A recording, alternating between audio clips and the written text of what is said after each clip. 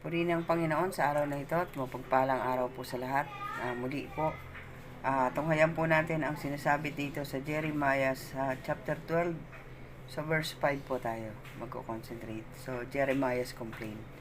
Ang sabi rito, if you have raced with men on foot and they have worn you out, how can you compete with horses? If you stumble in safe country, how will you manage in the thickets by the Jordan? Thanks be to God. Kita natin po, di ba, na kung saan yung umpisa pa lang, nagko-complain na si Jeremiah. Sabi niya dito, you are always righteous, O Lord, when I bring case before you, yet I would speak with you about your justice. Why does the way of the wicked prosper? Why do all the faithless live at ease? You have planted them and they have taken root. They grow and bear fruits. Nakita natin dito kung paano nag-complain si Jeremiah, di ba? Tinasabi niya bakit itong mga taong ito, mga masasama naman, pero nagpapatuloy pa rin at pinagpapala pa rin, nagpo-prosper pa din. Pero alam niyo po ba, ang sagot ng Panginoon, if you have raced with men on foot, di ba?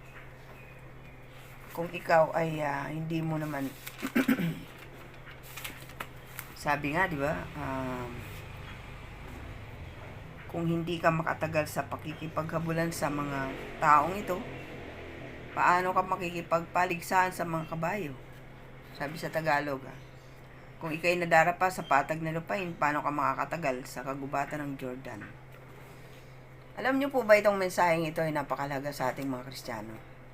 Marami po sa atin nakaka-encounter po ng mga